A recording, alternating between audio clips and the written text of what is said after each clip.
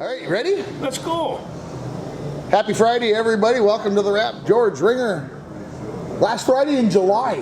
What? Can you imagine what that? What the heck? You know, in a couple of weeks, football is going to be taking up most between high school, college, and pros. It's going to, and I mean, that's just a couple of weeks away. And here it is, 83 degrees on this really sunny day, and in our hometown bar, the Muni.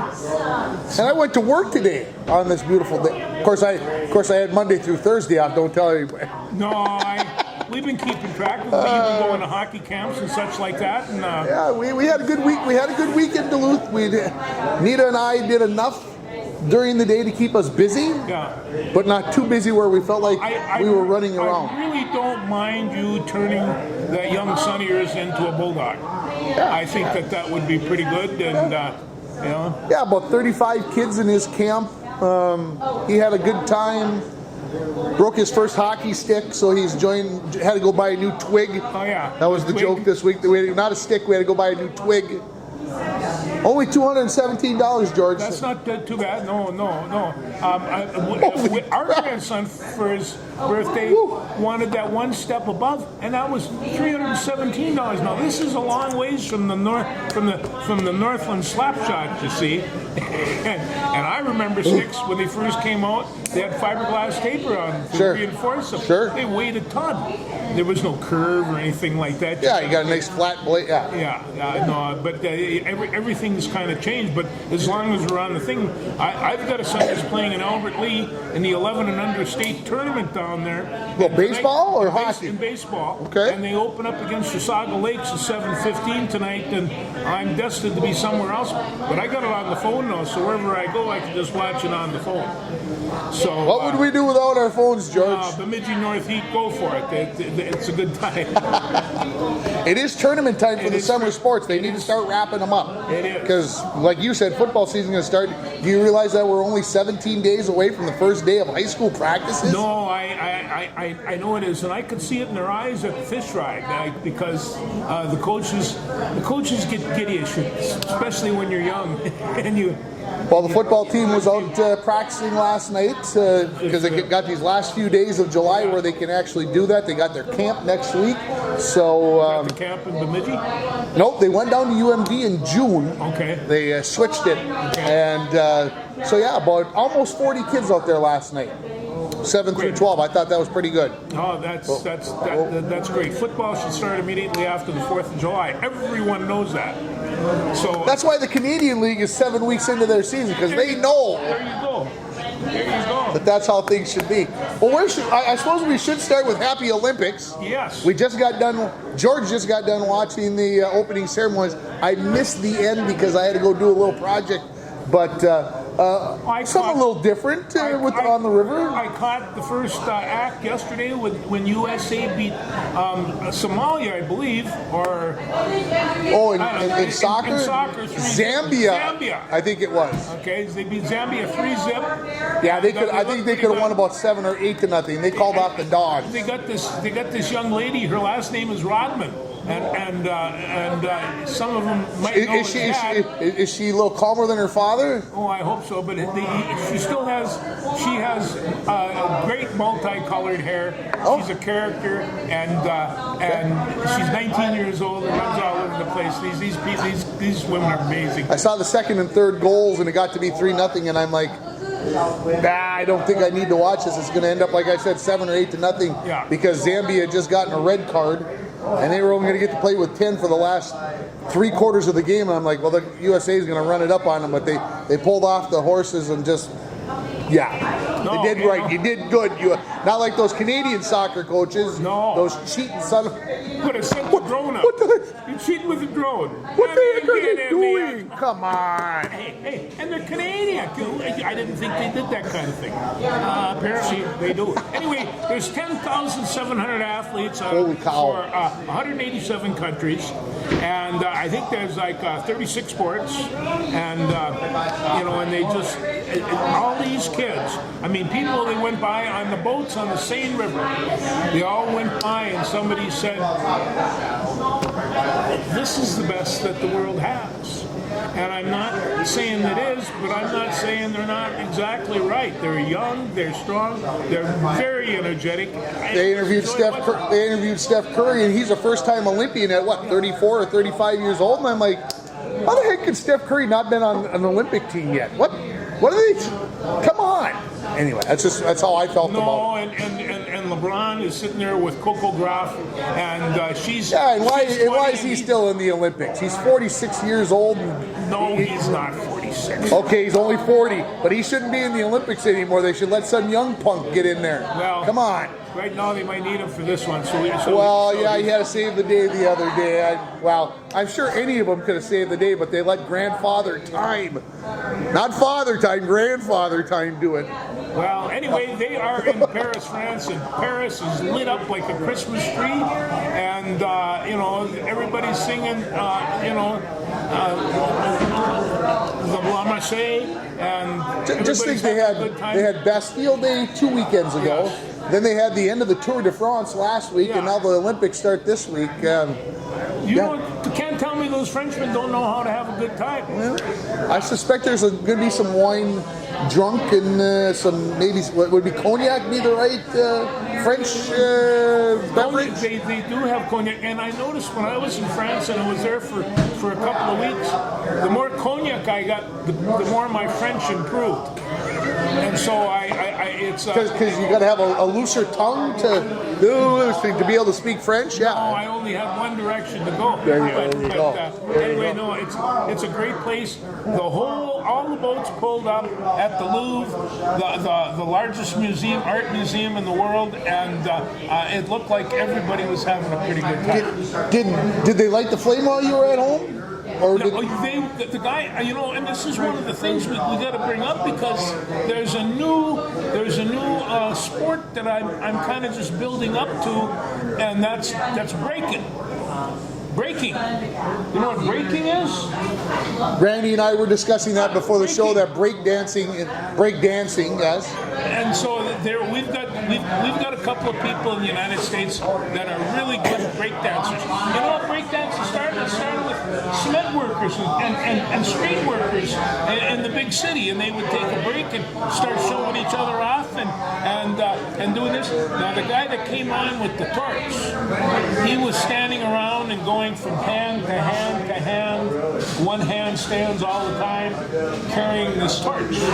Now, I haven't been able to do that for a long time. But, it is coming to breakdancing the second year. And basketball, this is the second time they have 3-on-3. Yeah, how do you feel about that? How do you feel about the 3-on-3 basketball? Well, somebody says it's legitimate basketball and it's all right, but it's not what you would call 5-on-5. It's a totally different brand of basketball. Total different basketball. And of course, they got the rugby already started. It's not with 15 guys; it's with 7. Yeah. So it's a little more wide open. It's a very quick game, very short. Yes, I watched the game yesterday. That was before the USA, and I had to go do something. But nasty little game, that rugby. It's just they have no problem knocking you on your keister. And I saw the only touchdown, if I'll call it that, for the United States against Fiji, the 3-time defending champion. Yeah. Fiji is the 3-time defending champion in rugby sevens. Anywho, we had an American, and he got the ball, and he zipped through a couple of guys, and he turned on the jets, and he was pulling away from these Fijians. Is that the right way? Fijians, yeah. Yeah. Anyway, I was just like, but we lost 40-5, so that just goes to tell you how much the United States knows about rugby. The South Pacific teams, from New Zealand all the way up, they all have very good rugby teams. So, what did you think of the end of the soccer match between Spain and Morocco? Did you see what happened there? Oh no, I wasn't, but I do know that Morocco wasn't happy. Morocco was very happy. They ended up winning. Oh. Well, Spain that was ticked up. So I'm watching on my phone. It's because it's the first game. Was this the European Cup? Nope, this is the first game of the Olympics. Oh, okay. I did not see that. No. So it's Wednesday morning. I'm sitting there watching it on my phone. it gets to the to stoppage time in the second half, and they put on 15 minutes. I've never heard of 15 minutes of stoppage time. So anyway, Spain scores in the 16th minute. 16th minute, it even went longer than the 15 minutes. They scored in the 16th minute to tie it at 2. Well, as the game gets done, the players are getting pelted with stuff in the stands. So the players run into players run into the locker room to get away from all the throwing stuff. Well, what we didn't know at the time was that the referee told them to get off the field because he could see that the fans were coming onto the field. So he got them off the field. While in the meantime, they went to video review of the goal. Hit the guy's hand before it went in the net. So Spain loses 2-1. They came back out 2 hours later after they had emptied the stadium of all the fans because they didn't want any other bad stuff to happen, and Morocco wins 2-1. That's the first game of the Olympics. That's how. So hopefully things can only go up from there. You know, but I mean, the first thing that happened was the whole train line was attacked. And the train line was attacked. And there's tens of thousands of people walking around. You know, I mean, they're very dependent on their train systems. They're bullet trains. They get you from A to Z very quickly, and everybody was walking around wondering what they should do because, this even is affecting some athletes. Oh, I can believe it. Yeah. So yeah. That happens. But I'd much rather it be trains than anything else. The Israeli team is looking at the possibility of another 1972 in Munich, and boy, that's one thing we really do not want. We don't need things like that going on. Let's have 2 weeks of peace. Hey. Let's go out and have the games happen, and let's let the athletes do their thing, and then after that, I'm not saying we need to go back to being not liking each other, but let's leave the Olympics alone. Well, here, this is right after the opening ceremony, the swimming starts, and I went to Montreal one time, watched swimming events, and then watched the divers practice. And you got to see, you go to a pool, and you saw some of the finest athletes in the world, and the swimming starts immediately following that next morning. Well, I think I saw the diving practice round or something was on at 4 a.m. tomorrow morning. Yeah, that's what they'll do. And I'm just like, well, I'm not going to get up to watch practice rounds, but I'll get up to watch swimming at 4:30 in the morning for the preliminaries and that kind of stuff. So, yeah, it's gonna be fun the next 2 weeks. There'll be a lack of sleep. There'll be lots of napping over the next couple of weeks in the afternoons, in evenings, so you can get up and watch a little archery or. Just want to point out a couple of people. Katie Ledecky, 7-time medal winner. Is that all? And she runs the 400, the 800, and the 1500 freestyle.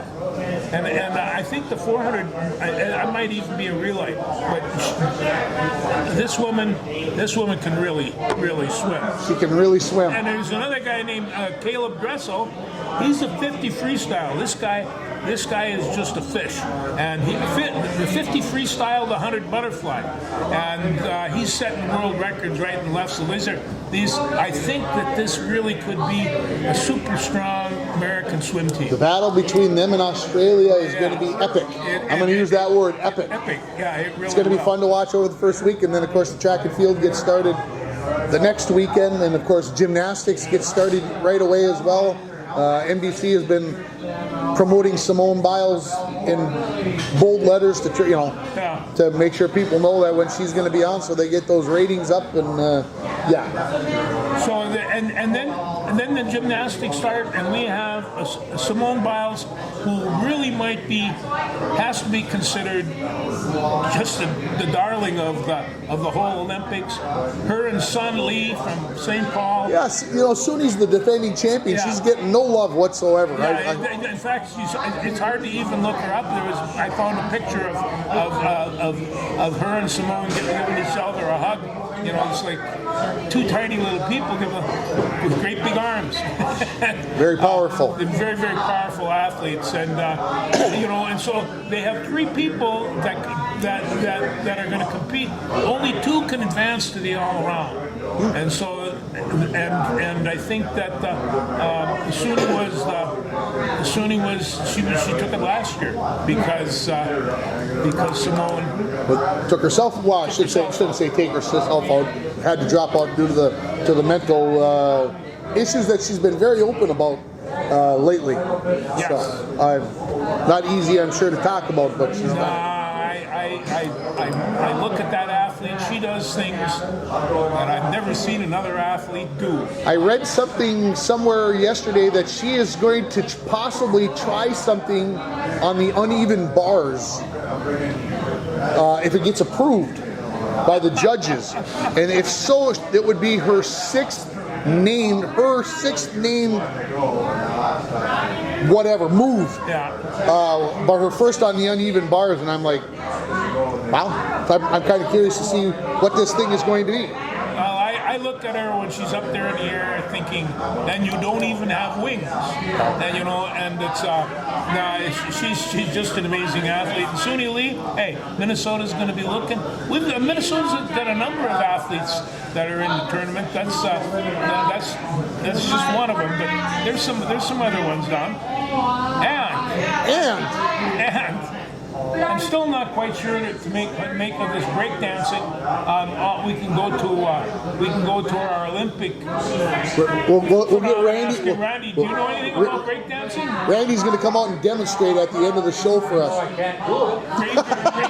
Ranger breakdancing. Now, if we had a polka or a Shottich or something, he'd be in business. He would be in a business. waltz or something. Yeah, hit him up with a waltz.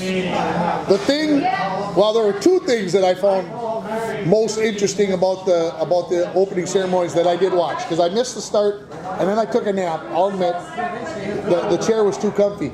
But Poland's men's volleyball team is the #1 ranked volleyball team in the world. I'm like, nothing against the Poles, nothing against the Polish men, but they're the #1 volleyball team in the world. That whatever. No, I tell you, Ukraine had 180 athletes on there, and they're in the middle of a war. And it's, you take a look at this, people, they really appreciate athleticism. They really appreciate this show. We got countries with 4 or 5 people out there that are waving their flag like they're going out of style. And it's just in the pouring rain. In the pouring rain, it's really fun to watch. I mean, these kids are just amazing. Now, what's next? I want to talk a little bit about some track and field. All right. Okay. Now, let me see. There we go. Men's pole vault. Men's pole vault. These are world records that are in danger. This is something that NBC will show about 14 seconds of.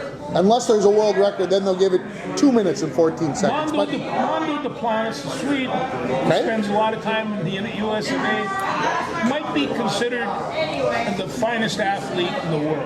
And he's, he has cleared 6.24 meters. Which is? About 20 feet in the air, 19 something. And, and it's just like, this guy is really, really amazing, and I think I'm going to keep an eye on him. He has broken or rebroken his own world record 7 times. There's nobody right now that can touch him. Well, in order to be able to watch that, you better, if you want to watch the whole event, you're going to have to do it on here or your computer. Because NBC, like I said, I wish NBC would show more of it, but they got a 1,500 meter race or a 3,000 meter race, and they go, oh, let's take a little break for the pole vault. And they show 2 people pole vault, and then they say, well, we covered the pole vault for you. Yeah, come on! We'll go to a wine dinner. Okay, sorry. The next one, the women's 200 meter. This could be a world's record. This is Sharika Jackson and Gabby Thomas. They're both serious contenders. Jackson has run the 2nd fastest time in history at 2023 champions. Thomas has run a 21.78 in the semifinals of the U.S. trial in June. So both Thomas and Jackson, and I have to say this about the track and field team, both men's and women, strong. How strong? Well, behind Duplantis, American Ryan Grosier has a case for being the world's most dominant athlete in track and field. He set the record twice, most recently in Los Angeles Grand Prix, tossing 23.56. He's a shot putter. Grosier had marks of 22.84, 22.80 in 2024. Fellow American Joe Kovacs has had the best throw of the year at 23.13. I love watching the shot put. You see these guys get that extra twirl in, and the ball goes out about 75 feet. It's just, and this is 16 pounds. This is a cannonball, and really, really heavy. Really heavy. And for those big guys, they can twirl. They put the twirl would have put me out of business. I'd have been, how you say, dizzy. And then the men's triple jump. This is Jonathan Edwards from Great Britain. He has set the mark, but there's a couple of young people coming up. A Cuban, Jordan Diaz, who will represent Spain. He jumped 18.8, and in the U.S., Jamaican 19-year-old Jaden Hybert he's won the 2023 Bauer Award. That's track's Iceman Trophy. Okay. And so these are just a couple of things that I'm going to be taking a look at. I just think that it's going to be exciting as can be, and there's going to be some great track and field. No doubt about it. Well, like I told you last week, I'm excited. I got to watch a little handball. Okay. I enjoy that. Archery is on tomorrow morning early, so I'm probably going to watch a little bit of that tomorrow morning. There's just some of these sports that you don't get to watch that I'm looking forward to. NBC's got four channels running about the same time, and anything that you want to watch, of course, is on here. It's on right and so, like I said, I'm trying to get myself prepared, but I also know that if you try to watch everything, you'll drive yourself crazy. So you better pick and choose what you really want to get to. Two other events I want to bring up: the women's 400-meter hurdles. That's going to be a sparkly. And this is Sydney McLaughlin LeBron. She struggled, but she's right now she's the best in the world. And then there is Femke Bol. You might have heard that name before.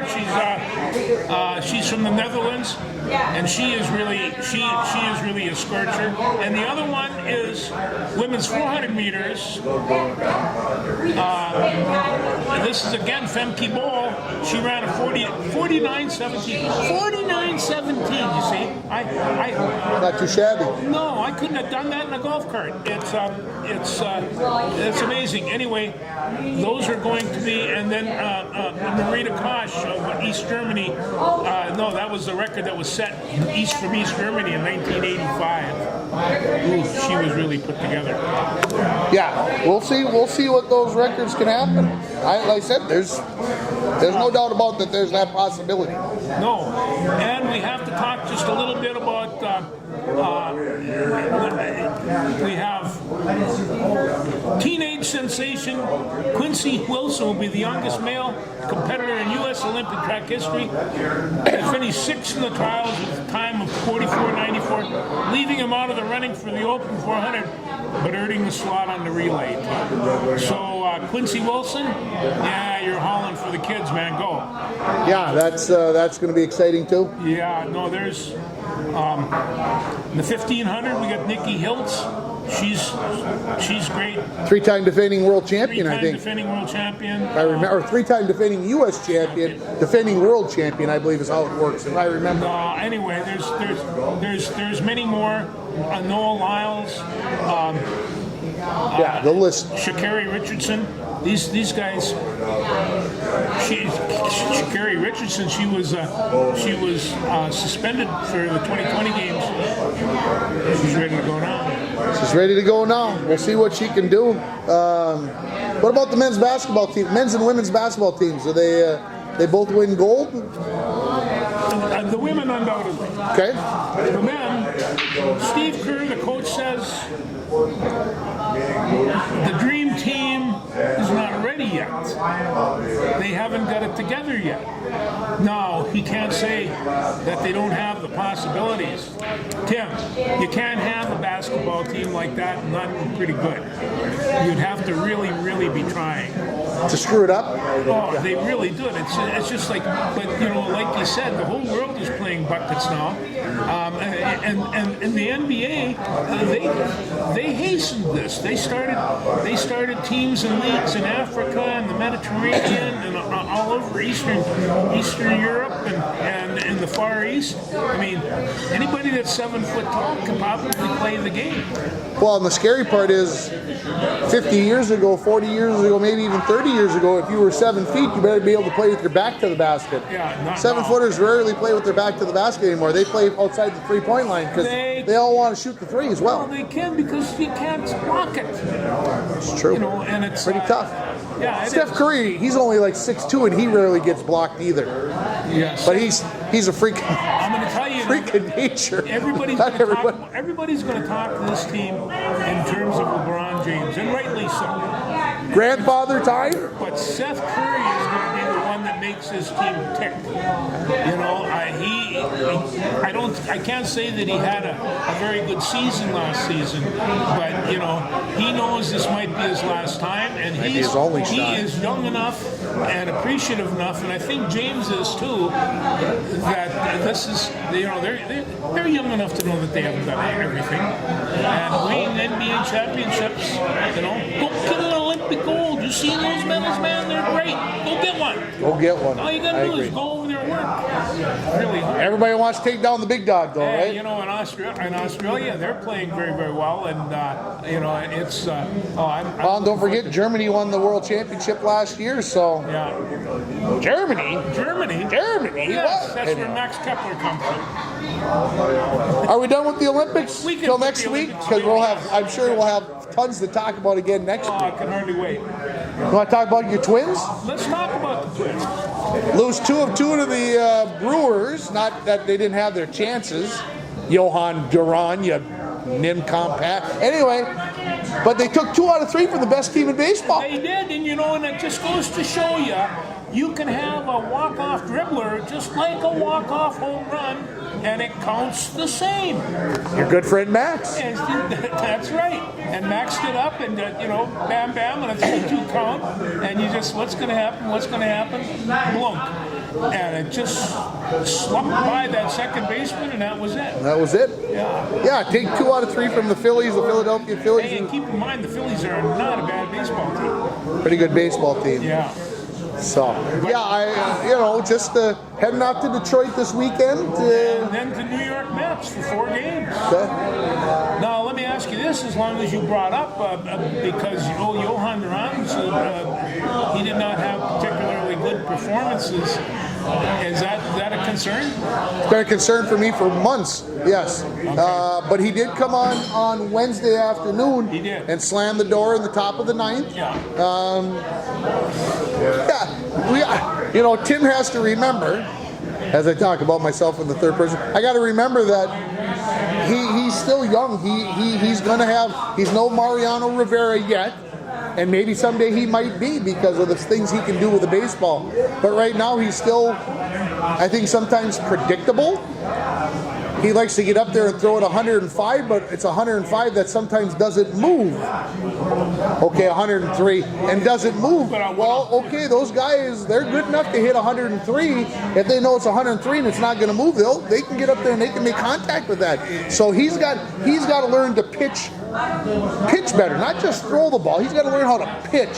And when he does that, man. I sometimes wonder if that slider isn't becoming a little bit predictable the way it ducks down and they're kind of hitting on the slide. I always contend that hitting 103 mile an hour anything is going to be tough. And it's just, you know, these guys. He's got to be willing to give up a couple miles an hour to get more break on the ball. Okay. And I think to me that's That's the key. Yeah. I'm not going to throw them out with the dishwater, although the Minneapolis paper today was talking about that the Twins are going to be making trades at the deadline because we're going to be short money next year. And I'm like, wait a minute, come on. Valley Sports is going to cough over their dough, and everybody's going to be there. Well, speaking as long as we're there, I'm getting some rumors from down the Minneapolis Tribune way that Valley Sports might be coming close to a deal with Comcast, and it could happen. And if that happens, that's going to be everybody then. Yeah. So it's get it done, you bozos. Yes. You money-hungry sons of. How can you sell it better than that? Yeah. Dylan Cease throws a no-hitter for the Padres yesterday. Yes. Some people are contending he's had the best 3-game stretch of pitching in the history of baseball. 3 starts ago, he goes 6 innings, gives up 1 hit. The last time he went out, previous to the no-hitter, he threw 7 innings and had 1 hit. And then he throws the 9-inning no-hitter. So think about that. In 22 innings of work, he gave up 2 hits. Wow. Yeah, that's pretty good work. ESPN had a big, long, if you got time and you want to go read it, they had a big list of some of the best performances by pitchers over the last 70 years, 80 years. And they were talking about Roger Clemens and Dwight Gooden and all the big names, Pedro Martinez and the rest of them. And that, you know, they had some stretches where they had 2-hitter, pitched all 27 innings and whatever else. So, interesting because Dylan Cease, of course, almost no-hit the Twins 2 years ago, and Luis Ariz broke it up with 2 outs in the top of the ninth, excuse me. And now they're teammates, Luis Ariz and Cease, so on different teams. So. That's what can I say? They never should have got rid of Rice. So. Oh boy, boy. I think your good friend Jen, the bartender, would disagree with you because we know how good she thinks Pablo looks in those pants. Anyway, I digress. I looked up our good friend Wyatt's stats because we haven't talked about Wyatt Ulrich for a while.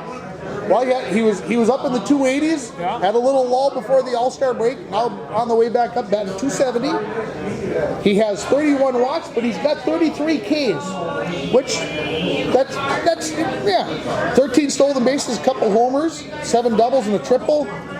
The best news, though, is the Sioux Falls Canaries are in first place by a game and a half. And you weren't going to predict that midseason. So, anyway, there's your Wyatt Ulrich update. Keep it going.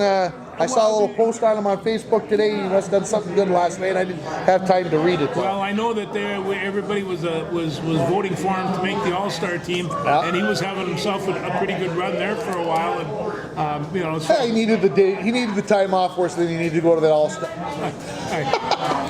Don't take that all the right way. Yeah. We all need our time off. So. That's okay. It's the heart of the summer. This is when the baseball season really starts. It's hot. Pitchers. And the baseball's flying out of the park. They are. Went and watched the Minnesota United Loons on Saturday night. Yes, how was that? It was hotter than a pistol. Humid. So did you go to that time when they were playing in the blizzard? I didn't. No. That's the first time I've ever been to the stadium. It holds just under 20,000. Was it full? Packed to the gills. Like I said, very warm. We were actually sitting in the top row of the stadium, which is 25 rows in the upper deck, which is like sitting probably in the top row of the bottom deck at like US Bank Stadium. Okay. That's about how far away you are. You're close, good viewing. We were right about midfield for that. Other than it being very humid because the stadium is open air and then the roof kind of comes over the top of you. While we were sitting right up at the top in the heat, there was no air movement. And it was just like, I thought I was going to melt. And of course, you know, my frame doesn't help any on that, peoples. So, but they won 2-0 against the worst team in the MLS. And San Jose scored an own goal. We kicked one towards the net, and the guy kicked it into the net accidentally.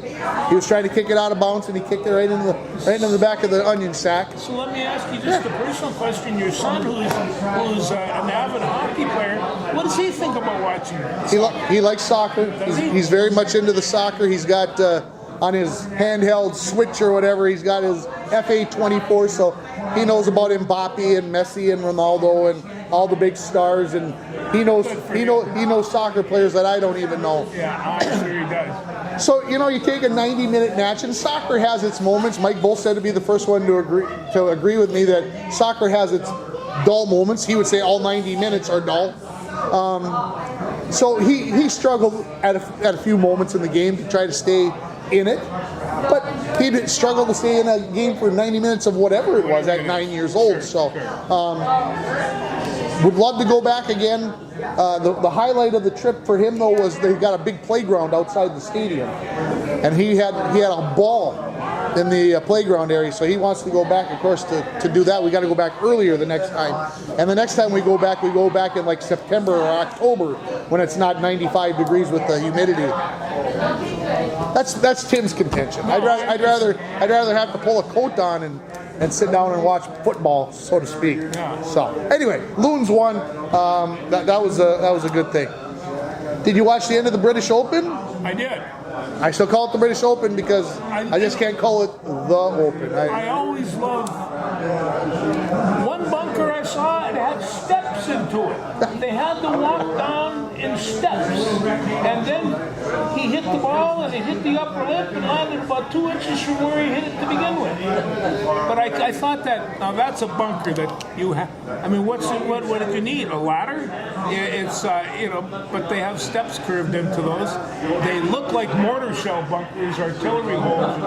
Just they probably were back in the old days. And then you see, of course, it's like there was one that was 505 yards long, and it was a par 4. That's a long ways for a 4. That's a long ways for a 4. Yeah. So, but and then you don't like the weather there. Wait a minute. So it was interesting to watch them play. Xander wins his second major of the year after maybe starting the year as one of the best players never to win a major, and he goes out and wins twice. And then for him to win on Sunday the way he did, I thought was a little surprising. He buckled down on the back nine and made a run and won her pretty easily. Oh yeah, I watched that. Lowry, he is in charge for 2 days, and then all of a sudden he fell off the cliff. Well, he hit a 77, and that took care of him. That usually takes care of things. So yeah, it seemed like everybody kind of had a chance, and Xander was standing at the end. So typical golf for the Open, and now of course most of those guys end up at the Olympics to go compete. So along with the tennis, all the superstars there as well. So we got 3M Open Golf down in Blaine. Yeah, we do. I didn't get to watch any of it yesterday. Probably won't get to watch. I hate to say this. There was only 2 golf courses that I ever played in. One was par 3 course over in Minneapolis, and then the other one was Blaine. Huh? And it was a beautiful. They've kind of rebuilt it and reinvented it. But I'd like to say I had some of the best golf scores of my short playing career, as well as some of the worst. And it was. I found the key is to try to get it consistent between bad and not so bad. And bad and not so. That's golf. Bad and not so bad. Guy shot 8 under yesterday, so I'm expecting something around minus 22 to win it. There's my prediction. We'll see what happens. What else? What else you got? Anything else? No, I think that might have it covered. Oh, and I got the Zambia thing, and we covered that, world record. Well, while you're looking, how about the Vikings and their cornerback problems, folks? You know, we thought the Vikings had problems last year.